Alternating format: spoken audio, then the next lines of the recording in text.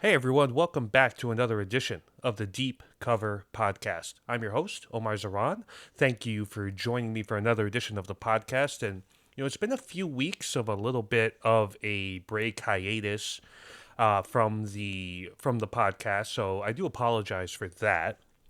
Kind of the reason that I've been traveling and a lot of other stuff going on, just personal life stuff.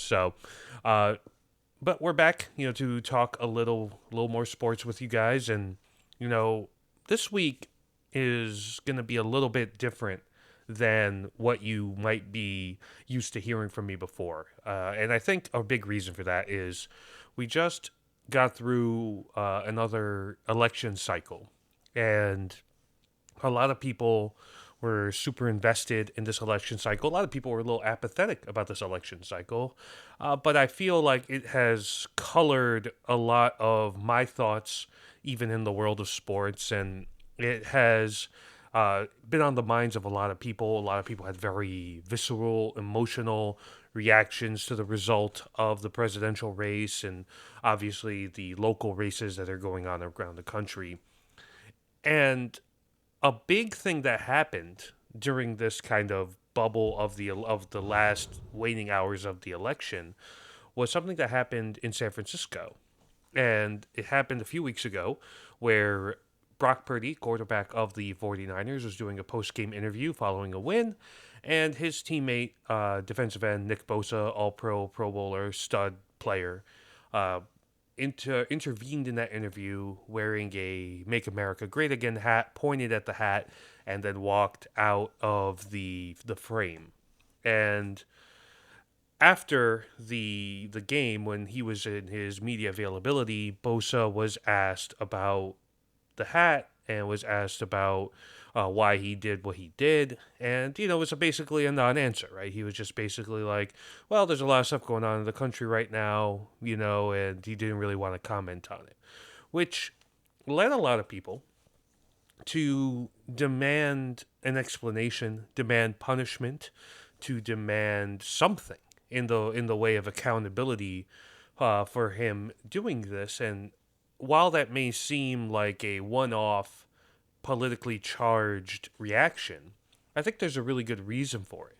A lot of people, paid attention to the way that the NFL has handled social justice and political commentary in the past, and we're hoping for equal treatment. And we'll get into that a little bit more. But this week, the fine that Bosa was going to receive for this action was levied, and it's a $11,225 fine for not conforming to the NFL's uniform policy, which means you're supposed to wear team authorized gear. So Nike being the team sponsor or the league sponsor for their official outfitter, you're supposed to wear the Nike gear with the team name and team logo on it. You're not really supposed to wear anything that isn't in line with that. And that fine is basically what the in line as a standard issue fine for that kind of offense. So if you were like wearing a different type of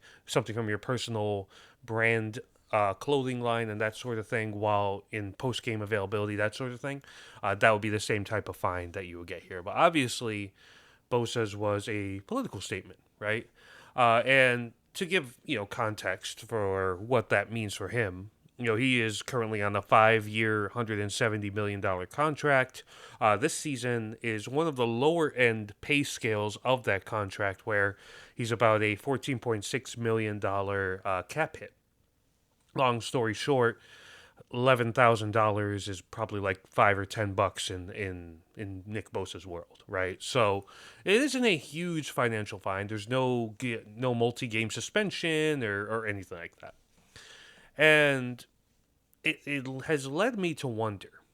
He's gotten a lot of blowback, especially from political progressives on this about that the NFL doesn't care as long as it's a conservative white situation to make political statements, whereas if a black man made more progressive statements, is all of a sudden an issue, immediately calling into question the case of Colin Kaepernick, which ironically was also a 49er, so it's happening to the same franchise.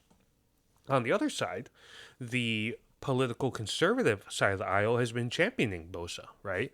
And they have basically said that he's fighting the good fight, so to speak, and that he shouldn't even have to pay anything, and that there's been GoFundMe's set up to pay the fine for him. Obviously, Nick Bosa's making enough money; he doesn't need a GoFundMe to pay for a fine. But it kind of has spoken to me in the sense of, how do we feel really about an athlete getting political?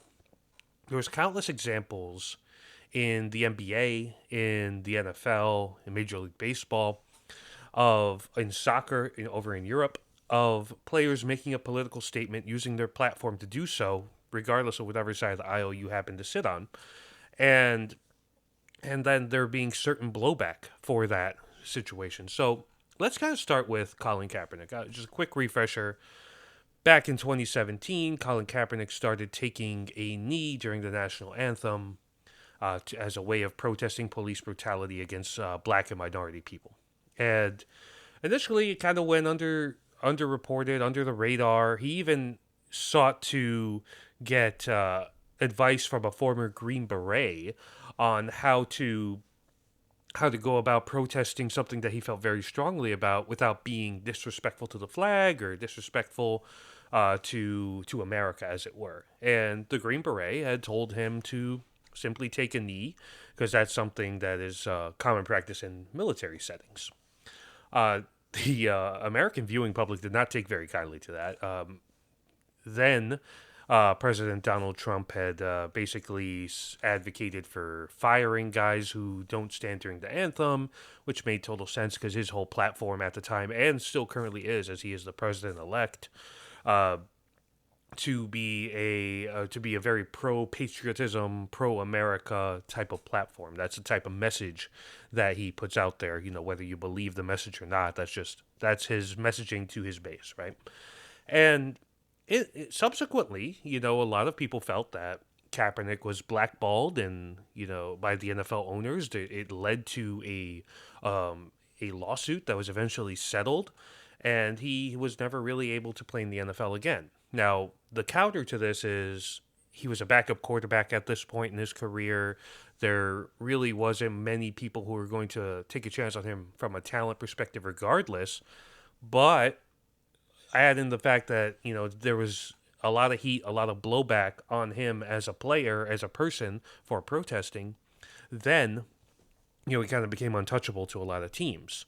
So there's a lot of back and forth on that. I would say if you look at the quality of quarterback play back in 2018, 2019, like when guys would get injured and you would have somebody come in as a backup, the quality of a lot of those backups, you could argue that Kaepernick at the very least was on that level. But he never really got a chance to do it, right? And in a way, he was blackballed from the league and never got another chance. And there's still been reports of him doing it, and there are people who have criticized him for never going another route, going to the CFL, right, and showing that he still had talent, as to put film on tape for the National Football League to look at. But that's kind of the way it unfolded with Kaepernick. It eventually led to a rule that you cannot kneel during the national anthem on the field. You had the option to stay in the locker room. That was the rule that the NFL put in place. This rule was overturned in 2020. So that's kind of the legacy of the Kaepernick kneeling situation. And it's kind of interesting because NBA players have been very vocal about their causes, specifically during the COVID bubble season, playoff season, when there were Black Lives Matter on the court, jerseys on the back of the names. Players had the option to have a political message on there or a social justice message, so a lot of people would be, and hate and racism, Black Lives Matter, whatever the case may be. And often NBA players, I think, have been criticized pretty vehemently by a lot in media for, not sticking to sports, quote unquote. A famous Laura Ingraham quote about LeBron James, who was speaking out about social injustice in the black community in the wake of George Floyd and Trayvon Martin and these tragic killings by the police, was to, quote, shut up and dribble. And so that speech basically kind of says, listen, I watch you to score baskets or make tackles or throw touchdown passes. I don't watch you for political commentary. And yet, those same conservative pundits have also, at the same time, championed Nick Bosa expressing his political beliefs, right?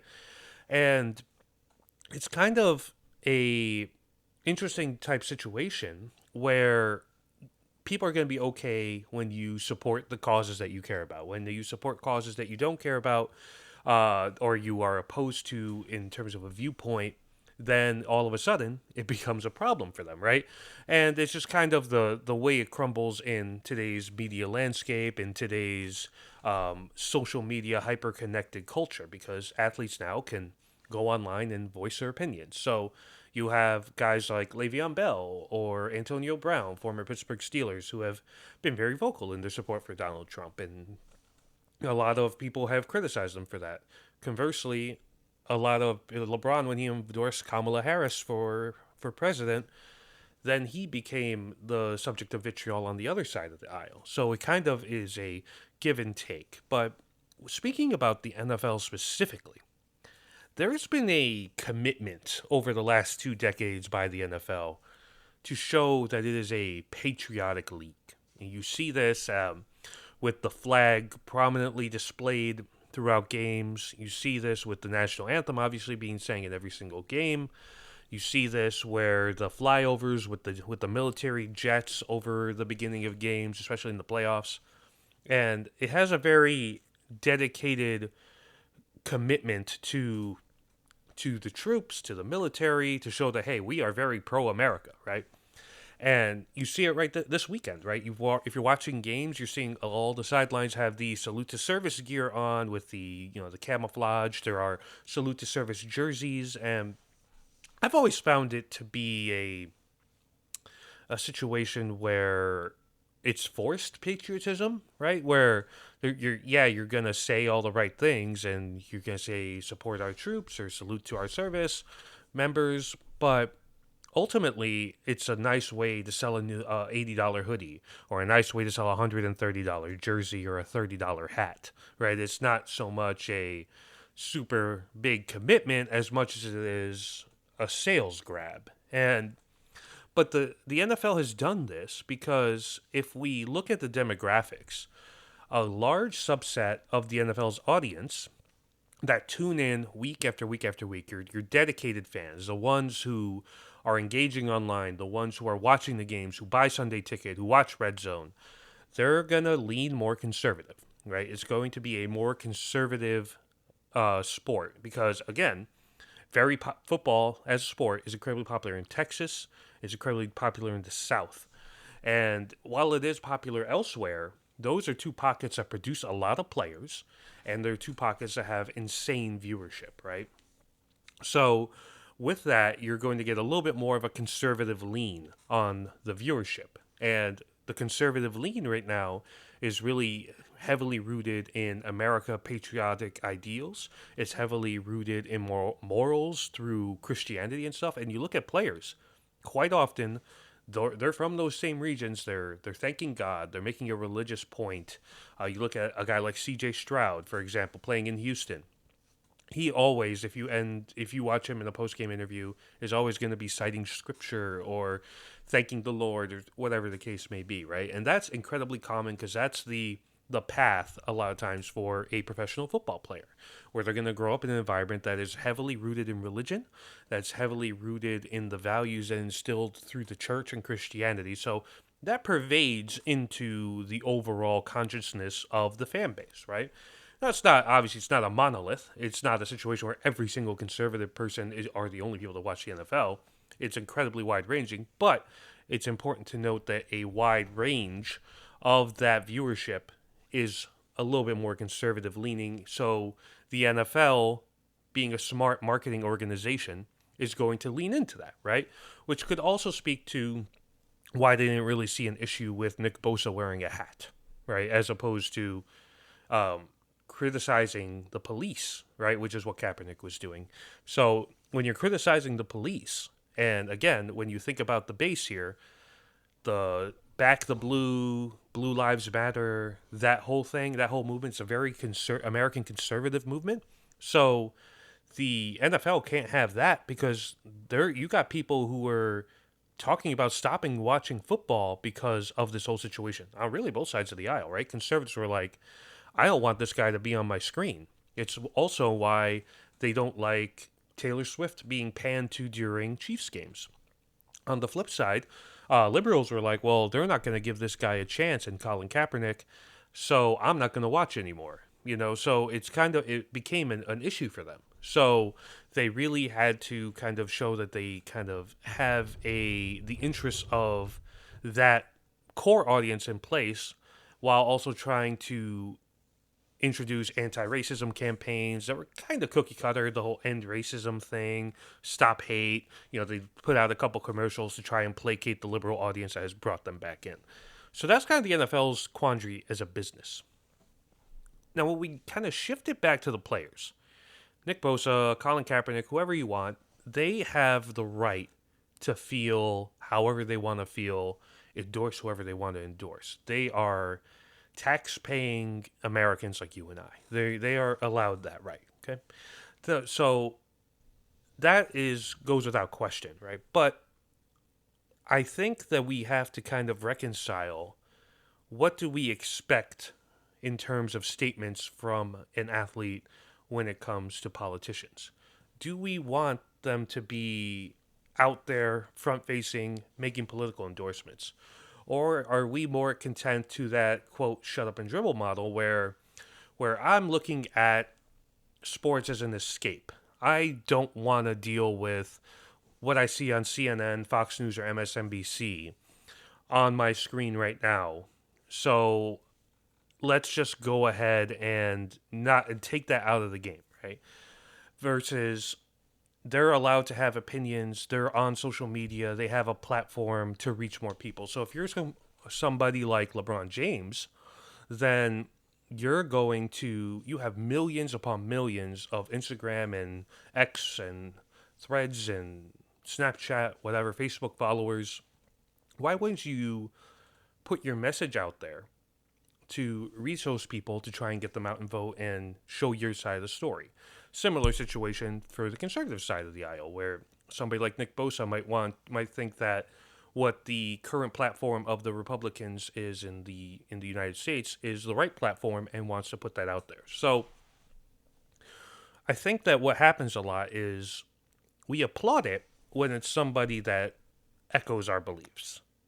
We don't really applaud it when it's somebody that it runs counter to our beliefs, right?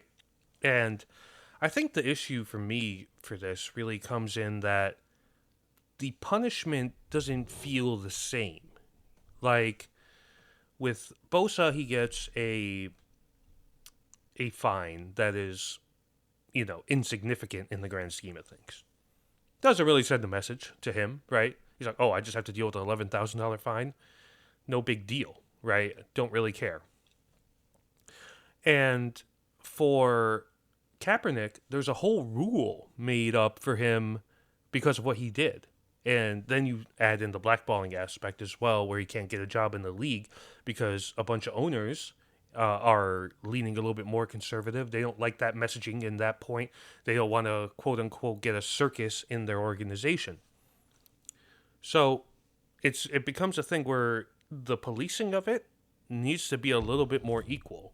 I'll use the NBA as an example. The NBA is predominantly a progressive league. It's incredibly black. The NBA, I think, is 85% black right now. And a lot of times that black issues are going to be more progressive. You see the way the black vote went in this election, overwhelmingly went towards the liberal progressive side as opposed to the more conservative side. But there are conservative players. Jonathan Isaac for the Orlando Magic is one of those players. He has taken heat from fans, but the league has never punished him for his remarks on his conservative and Christian values. Likewise, how it hasn't really taken action against guys like LeBron James or Dwayne Wade with their more progressive rhetoric, right?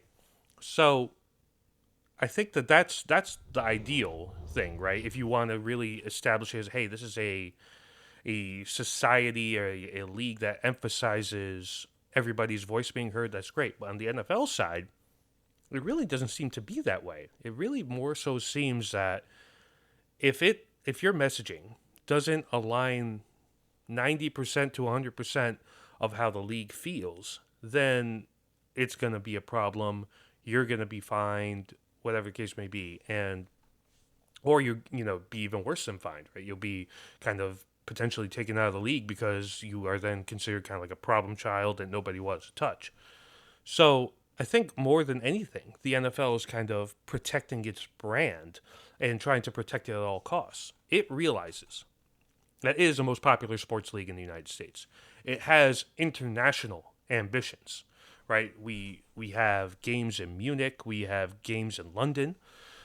We are looking at up to 8 games internationally next year. The NFL is a business looking to expand. I wouldn't be surprised if they put a team in Mexico City eventually, or even a team in London, considering how much they've had players and teams fly over there. There have been talks about a Super Bowl in London, right? To be an international organization, you can't be pigeonholed, right? But they also have the understanding of that, hey, this is our core base and we don't want to upset them again.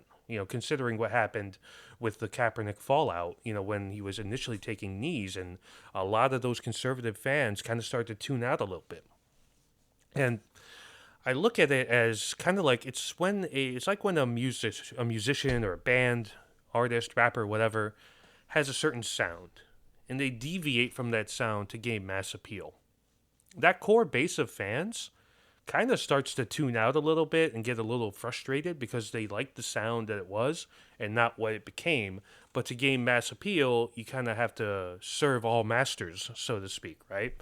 And I think that's the issue that the NFL finds itself in, where it's trying to be a very vanilla, cookie cutter type message when it comes to politics and social justice. It's like, hey, go out and vote. Hey, let's not be racist. Hey, let's not be hateful. Hey, let's be more inclusive to the Latinx community and to women who are looking to get into the game. At the same time, it's had a hard time policing when its players are bad actors, for domestic violence issues, drug issues, whatever the case may be, right? Where they're making these statements and doing these actions, and it continues to have this kind of rotating effect on the way we view the league. So I guess like when it comes to athletes, how should we view their stances and statements? And to me, I think if an athlete has a statement to make, as long as they're, again, not being racist or discriminatory, then I think they should be able to make it, right? And they have platforms. They are well known commodities, especially like Pro Bowl level players and stuff. And if they feel like they should stay quiet for their own brand, the Michael Jordan model, then that's fine too. But I think if you're going to fine somebody, if you're going to punish somebody for making a political statement, you need to kind of be able to do it the same way across the board, right? You can't have a situation where the perception becomes that, oh, you're super tough on the liberal guy, but you weren't super tough on the conservative guy. And I guess as a final point, so I'm Arab American. I'm not exactly in the white male category. And I'm not fully in the 100% minority category. My mom is white, my dad is Palestinian. So a lot of times you have these issues that happen, and this is another one of them with Nick Bosa, where you just get this feeling that, oh man, the white man got it again, right? That they're going to get away with it just because they're a white guy. And a lot of straight white men have kind of railed against this in the MAGA movement, and have kind of fought, said, oh, actually, we are more suppressed than you think. I personally, as an Arab American, don't agree with that one bit, but it is the stance that they've taken. And so when Nick Bosa gets this fine as a affluent white man, conservative, affluent Christian white man, the black community and other minorities are going to look at it as like, yeah, that seems par for the course. It seems to be the way it always happens, where the white guy does something stupid and it's okay. Here's a little slap on the wrist because, we got to preserve the feelings of the white guy.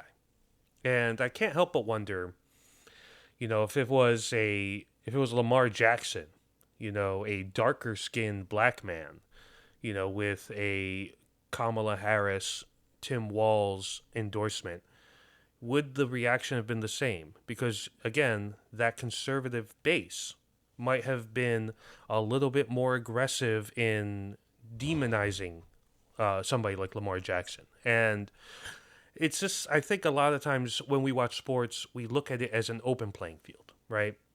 It doesn't matter where you are, where you came from, your economic status. If you can execute at a higher level than the other guy, you're gonna win, right? That's the meritocracy of sports.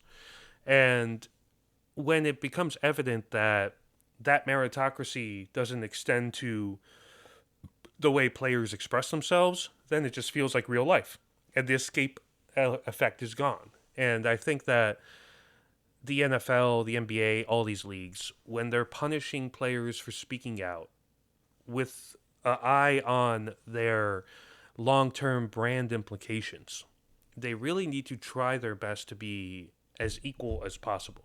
Think about the repercussions of the action. Because right now, I'm sure black fans across the league look at the Nick Bosa fine and say, "Yeah, sounds about white. That's the white guy. He got away with it again." And eventually, that has to, you would think, bite them in the back, right? That has to get to them, right? Because eventually you start, alienating and polarizing minority fans, then your potential reach just decreases and decreases and decreases. So it should be something to monitor in the future. I personally just strive and hope for a situation where athletes can feel that they could speak up without having all these negative repercussions, and that if they do have negative repercussions for going too far, that we judge them and treat them equally, as opposed to the feeling that we have right now that the scales are just tipped far too much in one direction versus the other. All right, guys, that's going to wrap up another edition of the Deep Cover Podcast. Thank you, as always, for tuning in. If you want to follow the podcast, make sure to like, follow, subscribe on Spotify, Apple Podcasts, and YouTube.